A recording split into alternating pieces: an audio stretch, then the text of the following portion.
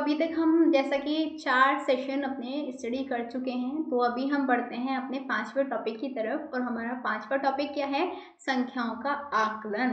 आकलन को क्या कहते हैं? देखिए, सबसे पहले आपको समझने की जरूरत है कि ये जो आकलन है ये आखिर है क्या।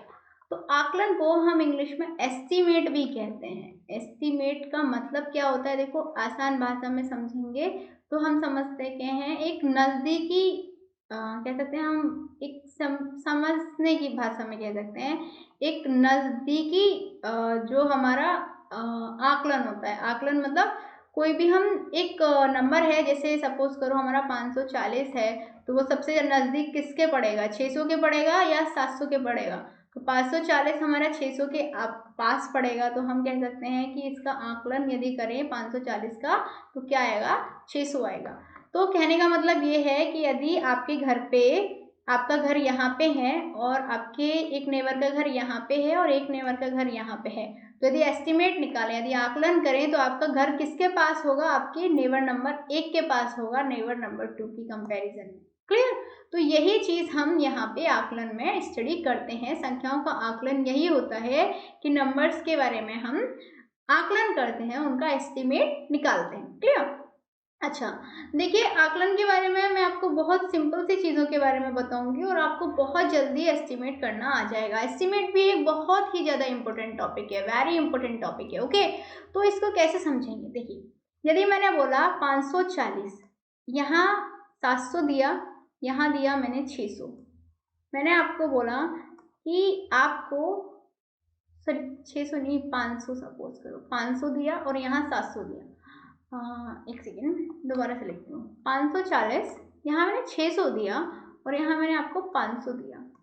मैंने कहा कि आपको 540 के बारे में बताना है कि ये सबसे ज़्यादा नज़दीक किसकी है। तो देखो, 500 और 40 के बीच में 40 का अंतर है, जबकि 40 और 600 के, 540 और 600 के बीच में 60 का अंतर है।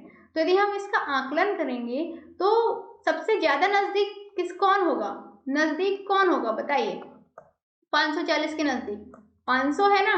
तो ये हमारा एक एस्टीमेट लगा लिया हमने। एस्टीमेट लगा के हमने बता दिया कि 540 के जो नज़दीक है वो 500 होगा 600 से कंपैरिजन करें तो। ठीक है, तो यही हम यहाँ पे डिस्कस करेंगे। अच्छा, देखिए, जो आकलन होते हैं हमारे वो अलग अलग तरीके से होते हैं। अलग अलग नंबर्स को ध्यान में रख के हम आकलन करते हैं। जैसे निकटतम 10 के अकॉर्डिंग यदि हम आकलन करें, इसका मतलब होता है जो दहाई वाला नंबर है, जो दहाई वाला नंबर है उसके हिसाब से हम आकलन करते हैं। तो दहाई वाला नंबर यहाँ पे 3 है। अब जैसे देखो, 234 है, यदि आकलन करें किसके अकॉर्डिंग? 10 के अकॉर्डिंग। तो 2 से तो हमें कोई मतलब नहीं है, हम 34 को देखेंगे। 34 किसके नज़दीक पड़ेगा? 30 के पड़ेगा या 40 के पड़ेगा? अच्छा, डिफरेंस करो, 30 और 34 के बीच में 4 अंक का डिफरेंस है और 34 और 40 के अंक में 6 अंक का डिफरेंस है। 4 बड़ा है या 6 बड़ा है, तो इसलिए कम वाले को लिखेंगे ना। तो इसका मतलब 34 को यदि आकलित करें हम 10 के हिसाब से, तो 34 की जगह हम 30 लिख सकते हैं। तो कहने का मतलब ये हुआ कि हम 234 का यदि 10 के द्वारा आकलन करेंगे तो आंसर आएगा 230। सेम। अच्छा, 59 है, ठीक है, तो 59 के इधर कौन सा आता है? 50 आता है। इधर कितना आता है? 60 आता है।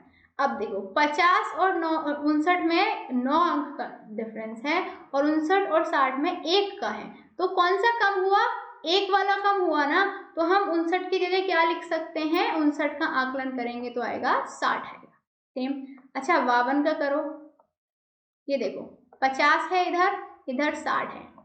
50 और 52 में 8 का डिफरेंस है। 52 और 60 में, सॉरी, दोबारा से करते हैं, 50, 52, 60। 50 और 52 में 2 का डिफरेंस है। 52 और 60 में 8 का डिफरेंस है। कम डिफरेंस यहाँ पे है, तो 52 का यदि हम एस्टिमेट करेंगे तो क्या आ जाएगा? 50 आ जाएगा। समझ में आया? तो बहुत आसान चीजें हैं, इनको हम ऐसे ही समझते हैं और ऐसे ही हम इनको समझने की कोशिश करते रहेंगे। अच्छा, अभी हमने 10 के हिसाब से करा, अब हम करेंगे 100 के हिसाब से आकलन। किसके हिसाब से? 100 के हिसाब से। तो देखिए, 234 है, अब इसमें सैकड़ा ये है, तो ये कहने का मतलब ये है कि हमें सैकड़े के हिसाब से आकलन करना है। तो 234 को लिखेंगे हम पूरे को बीच में।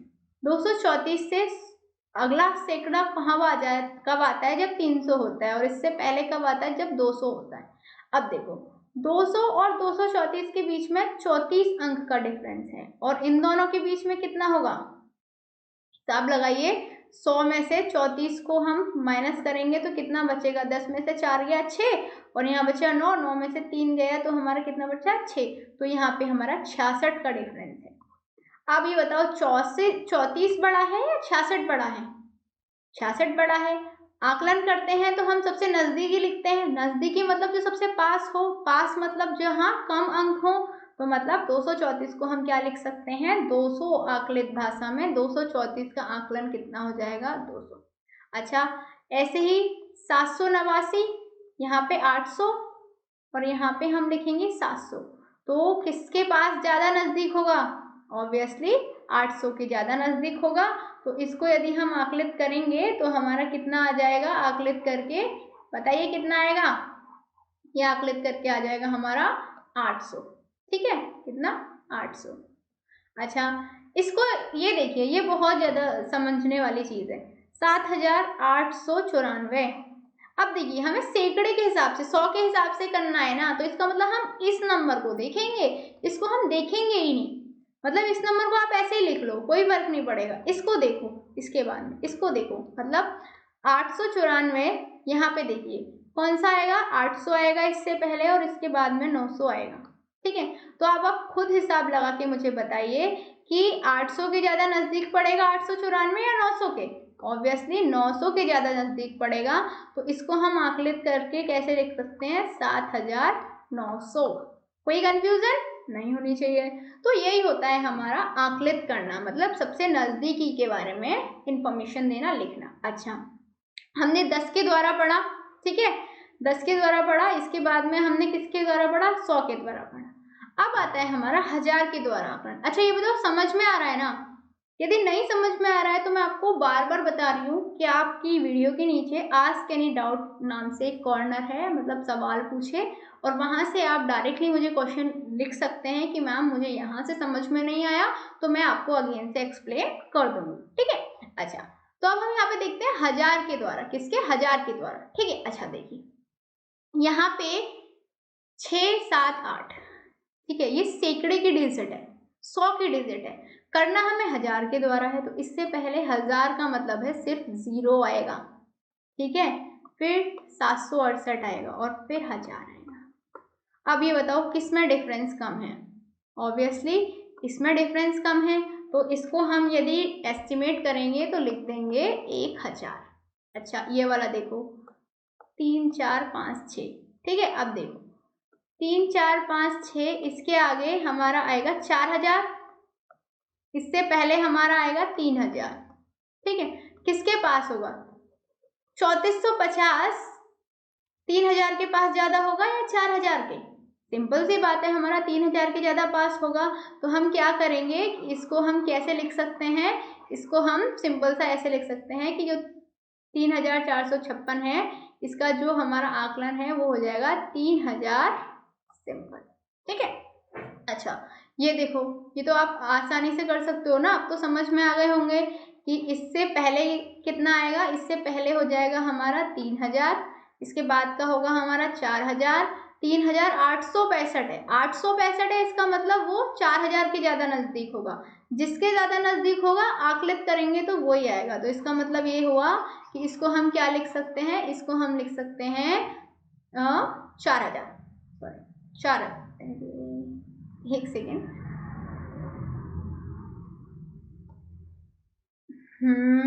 अच्छा ट्राई करते हैं। कभी कभी क्या होता है ना, पेन वर्क नहीं करती। अच्छा ठीक है, तो इसको हम 4000 लिख सकते हैं। समझ आया? अच्छा, नेक्स्ट हम चलते हैं अभ्यास की तरफ। तो काफी चीजें मैं आपको यहाँ पे एक्सप्लेन करने वाली हूँ, और आप यहाँ पे समझने वाले हैं।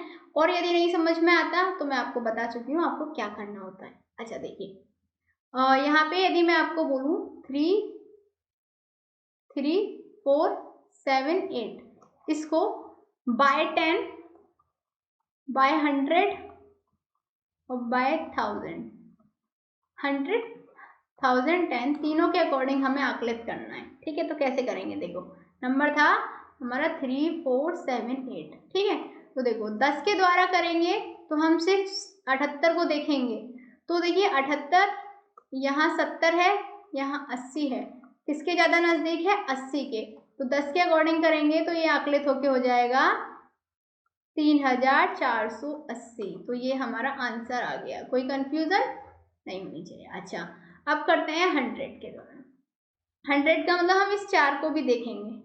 ठीक है, तो देखो 478, ये यहाँ 500 और इधर ये 400, किसके ज़्यादा बराबर है, ऑब्वियसली 500 के ज़्यादा नज़दीक है ना, तो इसको हम लिख सकते हैं 3500। ये हमारा आंसर आ गया।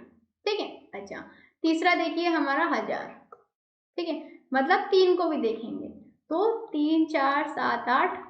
ठीक है, ये हो जाएगा हमारा 4000 के बराबर, इधर हो जाएगा 3000 के बराबर। तो बताइए आप मुझे खुद ही कि सबसे नज़दीक किसके है, 3000 के।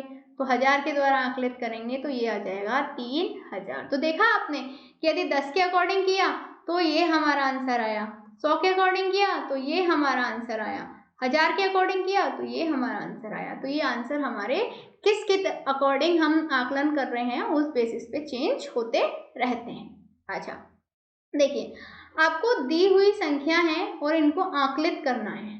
ठीक है, जो भी संख्याएं दी हुई हैं इनको दहाई, 100, 1000 और 10,000 के अकॉर्डिंग सन्निकटित करना है। सन्निकटित का मतलब ये बता देती हूँ, इसका मतलब होता है अप्रोक्सीमेट। अप्रोक्सीमेट, ठीक है, अप्रोक्सीमेट नंबर। अच्छा देखिए, दहाई के अकॉर्डिंग करना है, मतलब हम 47 को देखेंगे। 47 को देखेंगे, इधर 50 हुआ, इधर 40 हुआ, किसके ज़्यादा नज़दीक है, 50 के। तो हम इसको लिख सकते हैं 7 5 8 और 5 0। ठीक है, अच्छा 100 के अकॉर्डिंग करना है, मतलब हम 8 को देखेंगे, मतलब 8 से को भी देखेंगे। तो अच्छा एक सेकेंड, देखिए इसको हम बहुत इजी से एक्सप्लेन करेंगे। देखो 8 4 7, इधर हुआ हमारा 100 के अकॉर्डिंग करना है तो 900 हो गया, और इधर हो गया हमारा 800। किसके ज़्यादा नज़दीक है, 800 के। तो इसको हम लिख सकते हैं 7 5 8 0 0। अच्छा, ये 1000 के अकॉर्डिंग और 10,000 के अकॉर्डिंग ये अभी आप सॉल्व करके देखेंगे। और यदि आपको समझ में नहीं आता है तो आपको क्या करना है, मैं आपको बता चुकी हूँ, बस आपको आस्क एनी डाउट कॉर्नर पे जाना। देखिए आप में से बहुत से लोग ऐसे होते हैं कि आपको यदि क्वेश्चन समझ में नहीं आता तो आप टीचर से पूछने की जरूरत नहीं करते। अरे जब आप टीचर को पूछेंगे तभी तो क्वेश्चन का प्रॉपर समझ में आएगा ना। तो सिंपल है कि आप यूज करिए, ठीक है ना, आस्क एनी डाउट कॉर्नर का। अच्छा, अब आपको मैं दिखाती हूँ कि जो आकलन होते हैं उनके जोड़ कैसे करते हैं। ठीक है, अच्छा देखिए यहाँ पे देखिए 2 नंबर हैं, एक नंबर हमारा ये है, एक नंबर ये है, इनका हमें आकलन करना है और आकलन करके हम इनको प्लस करेंगे। प्लस का साइन है ना यहाँ पे। ठीक है, तो देखिए हमने क्या देखा, कौन सा नंबर बड़ा है, ठीक है वो देखा। तो हमने देखा 17,986 बड़ा है। तो 17,986 को आकलन करके हमारा 18,000 आता है और इसको आकलन करके हमारा 5,000 आता है। ठीक है, तो हम इन दोनों को जोड़ देंगे तो जो आंसर आएगा वो हमारा क्या होगा, आकलित होगा। ठीक है, मतलब 18,000 में 5,000 जोड़ेंगे तो कितना आएगा हमारा, 23,000 होएगा। तो ये इस प्लस का हमारा आकलन हो जाएगा। आया समझ। अच्छा, जैसे प्लस का है वैसे ही माइनस का होता है। ठीक है, तो माइनस का भी हम देखते हैं।